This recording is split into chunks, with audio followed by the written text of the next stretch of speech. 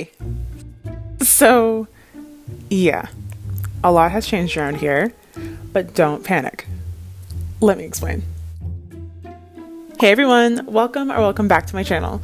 If you're new here, my name's Victoria, and in 2021, I launched my luxury bath and body care brand, Renascential, right here in this studio space, aka the second bedroom of my apartment. Then you all joined the journey, cheering me on over the last year as I shared my life here on YouTube. Good days. So I'm gonna go drop off my wholesale order. No big deal, just a wholesale order. And the not so good days.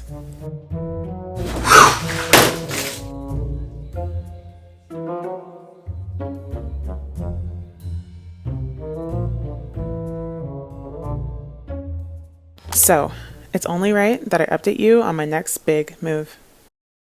Literally. We're moving. Or I guess I should say we have moved. For the last few months, I've been deep in the packing, moving, and settling in phases, but we're back, baby. So, how about we kick off this new studio makeover series, huh?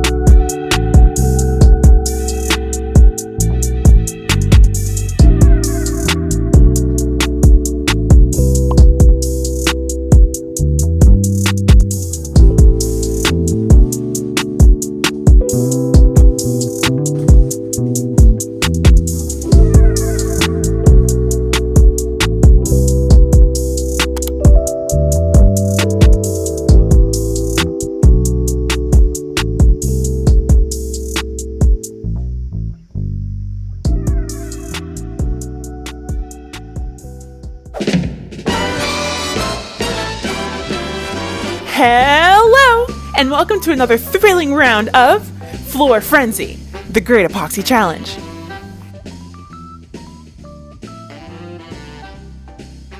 Today's contestant is gearing up to transform this dull, dusty garage into a polished, professional workspace fit for a CEO.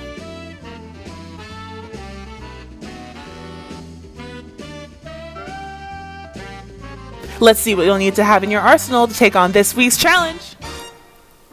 First up, a trusty cleaning solution from Zep for all of your driveway and concrete degreasing needs. A sturdy push broom, perfect for scrubbing said solution on your said driveway and or concrete. Gardeners rejoice and pull out that trusty watering can, because that's right, we'll have a pro tip for you later on. Don't break the bank, a simple paint roller kit will do the trick. All you'll need is a tray, paint rollers, and brushes. Bear reporting for duty. We'll be using their concrete and masonry bonding primer. But wait, there's more! For just 3 easy payments of time, effort, and patience, we'll be rolling on not 1, but 2 coats of Bear's concrete and garage 1-part epoxy coating in the shade Slate Gray. And for that extra razzle-dazzle, Rust-Oleum's decorative color chips. Will this DIY paint job go off without a hitch? Stay tuned to find. Okay, so my first step was to completely forget to get footage of myself thoroughly cleaning the garage floor with Zep's concrete cleaner and the push broom as a scrub brush. So use your imagination. Pro tip though, use the watering can to dilute the cleaner with water as instructed on the label and evenly distribute it as you pour. Then scrub, power wash the floor clean, and repeat if you need to.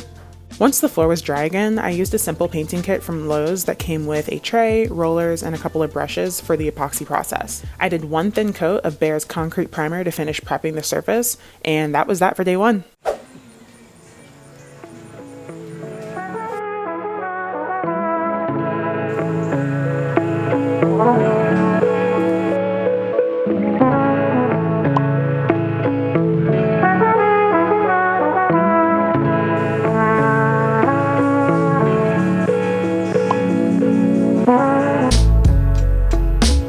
The next day, I rolled on 2 coats of Bear's 1-part epoxy coating in the color Slate Gray.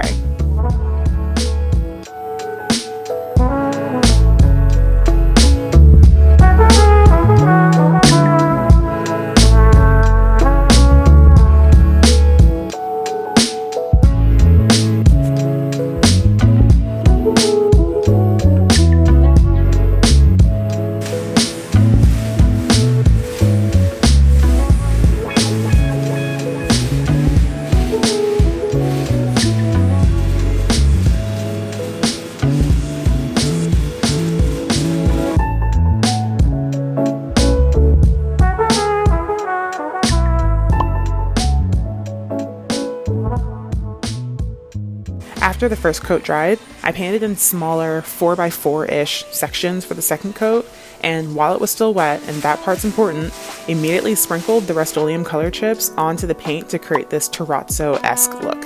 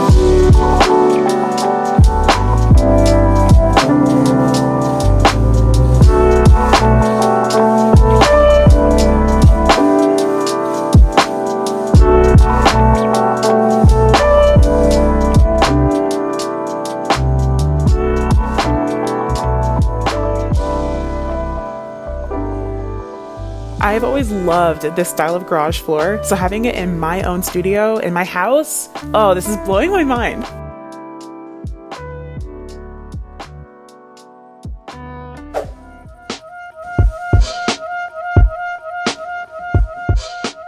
It took a little over a week for me to do some of the early stage moving by myself. Nothing too serious, just everything that could fit in my car, like boxes and smaller furniture pieces. My house is an hour away from my apartment, but I was way too excited to wait to move everything all at once. So the number of back and forth trips I made during this week is actually ridiculous. Oh my gosh. My mind was set, so it had to happen. And I have to give a shout out to my absolute superheroes, my brother and my dad, who you see here moving in all of the heavy furniture. And I mean it so seriously when I say that I could not have done this without them. All right, now that everything's in, it's time to get organized, which is obviously my favorite part. I spent the next week getting settled into the actual house and then tackled the studio one section at a time, setting up my inventory shelves, order packing station, my desk, all of it. While I do that, are you guys down for a catch-up chat? How are you all? I missed you. I know it's been a minute, so let's regroup on my plans for this channel and my business in 2025. First of all, we hit 1,000 subscribers right before my 31st birthday earlier this month. Thank you all so much for watching, commenting, and supporting me even while I've been MIA. This channel, this community that we're building, oh my gosh, it means so much to me, and I'm really excited to get more videos up this year. I won't make any promises about my exact upload schedule yet, but just know you'll be seeing more of me very, very soon. For Renascential, my biggest goal is to expand my product line. When I launched, I purposely focused on a core set of what I consider to be a few body care essentials, so the scrubs, oils, creams, all in gorgeous scents to fit any mood. Those products have had more than enough time to breathe, so it's time for something new. I've been working on new formulas for 2 years now, and I'll finally begin launching them in the spring. Next up, I'd love to increase the brand's community engagement opportunities this year.